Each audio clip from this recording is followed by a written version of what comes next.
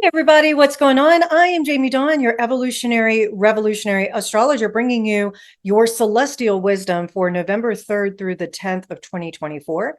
I'm actually recording this the day before Halloween, All Hallows Eve, Samhain, whatever way that you observe it. Some don't for their own personal reasons, and that's okay too. I personally love this day more than anything because it's my beloved's birthday on Halloween. So it makes it a really fun double celebration time for us, anyways. Yes. And I'll be dressing up if you want. I'll try and remember to take pictures and post them if I like the way it all turns out. We'll see if I can pull it off. But yeah, I'm not going to tell you. You'll just have to follow me on social media and maybe I'll post a picture if I get one. Anyways, we have some big energy that is moving, and I just want to put a little pin on the map. You'll probably see this after Halloween, but I do want to just point out that the veil is very thin during this time, and we have that new moon, which I mentioned on my radio show on Monday. I talked a lot about the new moon and setting those intentions, but I also just want to reiterate that if you are feeling other worldly beings, people from the other side showing up, if there is an opportunity for you to tap into your intuition, that deeper magic, this is a beautiful time to do it. And so don't be afraid of it. Remember that we tend to be afraid of the unknown, the things that are hidden, because we can't control it. We don't know that, it's like, what if? And this is a time where you can really, especially a Scorpio energy, go deep, deep into the underworld. And there's nothing to be afraid of when we can sit with that shadow. We sit with the things that we're not familiar with the unknown. And then we can have a conversation with it. We can become friends with it. We can understand it more. And then, of course, it's not hidden. And then we'll feel better. So just want to put those pins on the map. And of course, this is a high intensity emotion time. So you'll most likely feel a lot of emotions during this time. Give yourself permission to do self-care, to self-regulate. But if these emotions are ones that it's just like, I just love everybody, then share it. It's great. The other thing I'll also point out with the season of Scorpio, as well as where we're at energetically, cosmically, is that this is a beautiful time to give yourself over to the more spiritual nature, the metaphysical things that are unseen, and that you get to play with them and really use those tools and those skills, because they're, let's just say, the light on them is so much more intense than normal. So if you are wanting to hone those skills, practice them now. And remember, life is going to give us reasons to practice for sure. Okay. One other thing before I jump into the energy for this upcoming week, because the big move is Mars in Leo. And I'll talk about that more extensively in this video. But I just want to remind you that I've started posting the You Know That Moment When daily videos. So it gives you an opportunity to have a quick little hit of like, oh, that's what is making me so crazy today. Or, oh, today actually might be an okay day, or that's why I'm feeling what I'm feeling and sensing. And I know that high sensitives definitely appreciate it. So check those out. They're on my social media as well, and the new moon and full moon memes that I post by your sign. So certainly look at your sun, moon, and rising sign, as I like to say, to give you a more complete picture. Okay, so let's talk. I pulled cards for the week for I did that on my radio show. So if you haven't had a chance to listen to it, go, you can hear on my channel, you can listen to it, or you can go to 12 Radio and you can listen to an archive there as well. So, but the cards of the week were the Five of Wands and the Nine of Pentacles. And just a little recap, that that was for this last week. I feel as though it's going to move into the week after this new moon, and that we're working with that five, which is about conflict. It's about having this propulsive force of tension that can help create change that we need in our lives. So 5 is really about change, and the change comes because we're uncomfortable in our current situations, which is most likely where you set some intentions at this new moon to say, I need to get out of the this conflict, and I need to get uncomfortable, if you will, with some things in my life and now move forward. And then, of course, the 9 of Pentacles is a beautiful reminder that as you create these changes, you can then be manifesting all that payoff from your hard work. There's abundance all over this kind of energy, and then you share it why can't I say the word generously. That's the word. Yeah, Mercury is about to go into shadow. That's happening.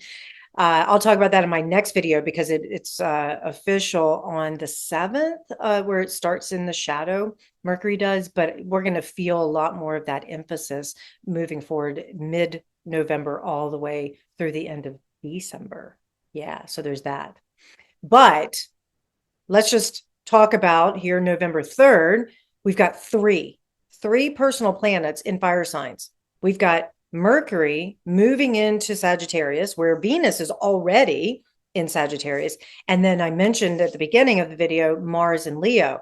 Well, Mars has been in Cancer for the last 2 months. And normally Mars will progress through Leo in about 6 to 8 weeks and then move on, of course, to Virgo. However, Mars is going to hit a retrograde pattern starting in December 6th, which means it's only going to get to about 6 degrees of Leo before it hits the station of retrograde and starts, it appears to be moving backwards. But really, when a planet goes retrograde, it becomes more internalized than necessarily outward. And a lot of our outward circumstances can create internal energy that the planet and sign represents. So Mars is going to be in 6 degrees of Leo, station retrograde, and start heading back into the sign of Cancer. And then it stations direct again in Cancer and progresses back through Leo.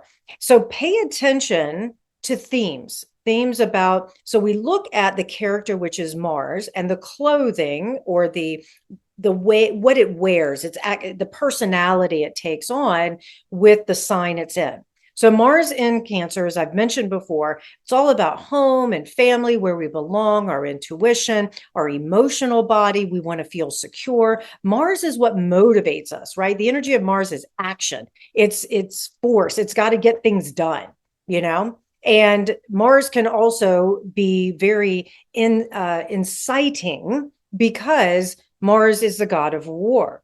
Now, Mars also is the archetype that protected the community, that protected the family, right? And so when you're working with Mars in Cancer, you may have had to stand up for family members, for yourself, for where you belong. Maybe you were really driven to find that place that feels like home to you, things like that. And you may also find that Mars in Cancer, Mars has to do with our sexuality, that unless you felt deeply connected to someone, it might have been very difficult to assert yourself in the bedroom, right? Now we have Mars moving into Leo. Well, Mars in Leo gives us this extra set of confidence, if you will. Mars likes being in fire signs, right? Because fire is that energy of action and passion and inspiration and all of that. And Leo, the sign of Leo, is all about enjoyment, living life to the fullest, playing and having fun, being enthusiastic, following the heart. In the body, Leo rules the heart space. And so, and also Leo's the lion, right? So you think about confidence and courage, and Mars is about confidence and courage as well. So you've got this extra oomph with Mars in Leo. Now, maybe we have asserted ourselves with family and the people that we feel we belong to. Maybe it's not family of origin, could be family of choice. And with Mars and Leo, we're ready to play more. We want to have fun. Maybe we're more confident in asserting ourselves in that bedroom, or telling somebody we love them, or just being with them.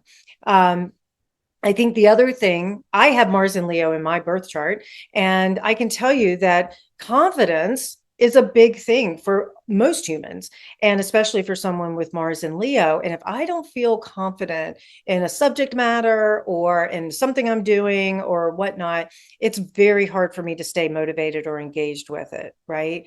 And as they say, there is nothing sexier than confidence. So let's bleed this over into your relationships, right? Is that you have the confidence within yourself to say, I matter. Everything I do, everything about me matters. And I have something special I can offer. So if you've been struggling with finding that confidence within yourself, this is a great time to do it, especially when Mars stations retrograde and moves inward. The exterior circumstances may be triggering places where you don't feel so confident. And maybe imposter syndrome shows up. So work with whatever themes are here right now while Mars is moving direct so that you can, when Mars goes retrograde, you can remind yourself, wait a minute, I do matter and I deserve to take up space. And the other thing about confidence and trust go hand to hand. So when you put confidence and trust together, well, let me say this, trust builds confidence.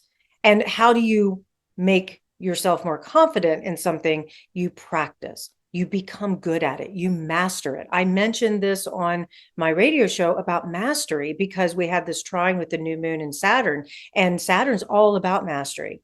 And so that's what we're working with, is that in order to gain confidence, look at what you're trying to master. And you're going to make mistakes. You're not going to be perfect at it, but the more you do it, the stronger that muscle gets, so to speak, the more confident you become. And it does take discipline. And Mars in Leo likes discipline, but not too much where it's all work, no play kind of thing, right? This is really about following your heart. I think that's the other thing that may be triggering a lot of people during Mars and Leo time, is that there's these deep desires that we have because Mars is about desire and the desires of our true heart.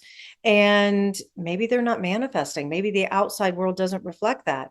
So we may need to look at, especially with the full moon in 2 weeks, in Taurus, we may be looking at ways in which we let go of some of the physical things or some of the things that once gave us comfort that no longer do. We may need to release them because they're not lining up with our heart. And I'll talk about this more in another video, but Taurus is all about values, right? And what do we value most? And if we're doing stuff and we're surrounding ourselves with people that don't line up with our values, maybe time to let them go. And because it's not giving us our heart's desire. And that this is a beautiful time to work with that as well. I mentioned Mercury moving into Sagittarius as well. And so we may find ourselves really fascinated with abstract concepts, seeking adventures. Maybe we watch a lot of travel channels, or I mentioned the receivers in my light and shadow report because I love football. As you can see, this is my beloved's space, but we have Niners gear everywhere. And George Kittle, one of my favorite Niners, is on the receivers. But Sagittarius energy loves a good competition, loves a good adventure, and wants to have this open mind, philosophical conversations and learnings. And it really loves working with abstract information. It's Gemini, the opposite of Sagittarius, that puts it into day-to-day basic learning, where Sagittarius is really about the why am I here? What is the meaning of life? What's the purpose, right? And what if? And I think that's also going to be something that we'll be playing with. The other big thing that I have to mention, of course, is it's election day in the US on Tuesday, the 5th. And my prediction, my thoughts around this is that we will be in quite a bit of unrest here in the US for quite some time after the election, regardless of who wins, because there is going to be talk of more voter fraud. There's going to be talk of more things being unfair or not done correctly. There's going to be, whichever party loses, they're going to be the ones that are going to stir some things up. I will also say that there'll be some things that get revealed after the elections about some of these politicians, some people in leadership that will take them down. That also will, it's like a domino effect is what I've been shown, where you pull that thread of the tapestry and it just starts unraveling. And so it's going to create a lot of unrest here in this country. But and then you add in Mars going retrograde in December. Mercury will retrograde at the end of this month. I'll talk more about that. But when Mercury's retrograde, as we know, there's a lot of miscommunication and things being said and done and decisions made that we have to redo. And they just don't always make sense. So that adds another layer of frustration. You get somebody who is unconscious and immature, who is making silly decisions, and they get frustrated. Yeah, I won't be surprised at the shit that comes out of other people's mouths. And we know that our words can harm or heal. So it'll be interesting, to say the least. Anyways, I'll leave you guys with this. Thanks for watching. If you're still watching this long, I appreciate it. But I'll leave you with this. When it comes to like relationship dynamics this week, it's a really good time to not so much add. Don't think about adding more to your relationships. Go deeper with them. The ones that matter, go deeper. Is there a conversation that feels undone? Have it now. Is there something that a way in which you wanted to express yourself, but you've held back? Now's the time to do it. Go deeper, connect, not more, but deep. All right, you guys, I hope this helps. Please like, subscribe, share, comment. Come find me at jamiedawn.com, 12listen.com. And I look forward to connecting with you. Have a wonderful, wonderful week.